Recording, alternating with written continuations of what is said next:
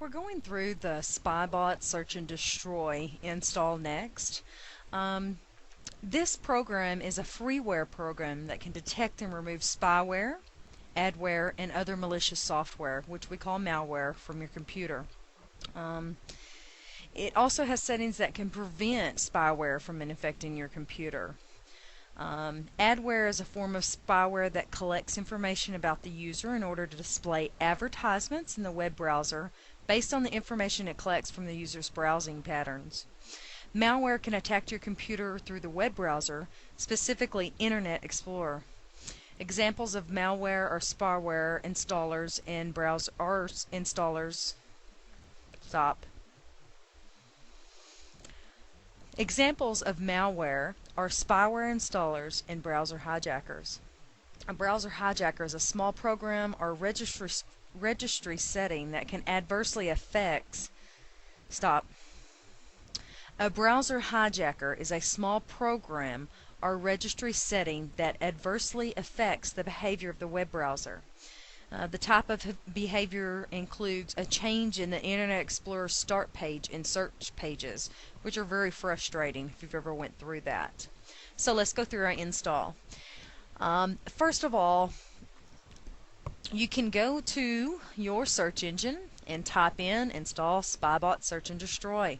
You hit your enter and it comes up with quite a few websites, as you can tell, 2,830,000.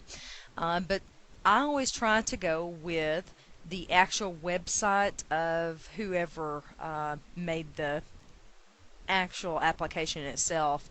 A lot of places have the install link from their website, but I always find it a little bit easier to go to the actual application installer. So first you're going to come up with, after you go to the download site, it's going to say, if you see here, it says select one of the download mirrors. Sometimes that's confusing, but what that means is that there's just several different servers out there, and the World Wide Web goes through a lot of routers and different issues, and you always want to pick one closer to you. It really doesn't matter that much, it's just time-wise how long it takes to download normally. So you'll go through and you always say I accept. If you want their program, you got to accept it. It comes up with where do you want to install. Underneath your program files is where you want to install everything. It makes it clean and nice on your hard drive. So you just say next. The next time it's going to come up and it's going to say select components, which components should be installed. This is from your main files, Security Center integration, separate secure shredder application. I would like something like that. I like to click advanced things just to make sure that I get everything that the program has to offer. But most of the time just the basic that comes up here is fine. You're not going to need additional languages unless you speak a different language. Skins to change appearance, that's just if you want your background to be a different color, and most time that is a resource hog. So I say don't install that. It's just going to take up RAM. That's your random access memory. It's just going to be running more in the background and you don't need that. So you would click next. It comes up with start menu folder. Where do you want? That puts itself in there, so I would just say next. And right here it says select permanent protection options and T-timer. The shortcut on the desktop or in the quick launch bar is optional. I always like a desktop icon. The quick launch icon is usually right down here. These are your quick launch buttons. I am an XP user and haven't really been trained to go there, even though I love shortcut key codes. I'm all about shortcuts, and I should be about this, but I like icons on my desktop. That's just who I am. So I always have to check this, create a desktop icon. Most of the others are optional, or they come up and they're already preset, so you don't have to worry about that. Don't unclick anything. Then it's going to upload your files to be ready to install.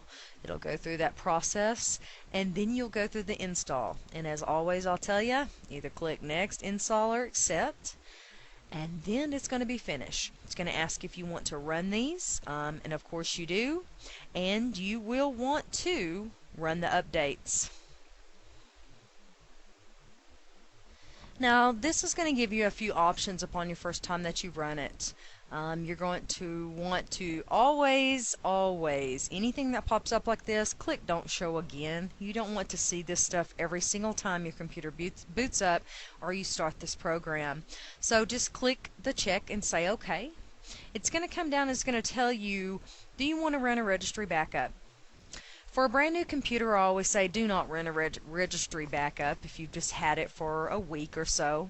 But with my computer, I have quite a few student files and different applications and programs on here and tons of documents. So I do create a registry backup just to make sure that nothing goes wrong with the install and my registry becomes corrupted. Or if something should happen and I am infected, I can always back up this registry and hopefully act as if nothing ever happened. So you can, right here it says, of course, search for your updates. This is going to look a little different than most of them. Talked about mirrored. It's going to ask, do you want to display beta updates? Do you want to display updates for all languages? I don't ever check those. It brings this up and I say continue. And then it comes up and tells you everything that you need to that this program needs for updates, and usually whatever's checked is checked. Some of the others I'll take a look at. You know, it says English help files, English target description files. Sometimes it'll have different things like that, and I kind of use my own judgment if I'd like those on there or not. Sometimes I do. You'll hit the download. It will go through, and when it's downloaded, it'll have the little green checked arrows. And then you'll say exit. This is what your Spybot Search and Destroy is going to look like. Every once in a while, just to make sure that it is running correctly, I'll say check for problems, and it'll run through. Most of the time, it's already told me that, but I like to do that. The immunize, you have to be careful with this. Several times I have just not really noticed everything that was here, and I immunized, and I've actually cut something that needs the internet service off. So be leery, learn what everything is. This is an actual infection right here. If you see the double click, this says Alexa related. Avenue A, these are actually infections, so you need to get rid of them. So you would say fix selected problems, and it runs through and it'll actually fix those problems that you have. Now that's our install of Spybot Search and Destroy.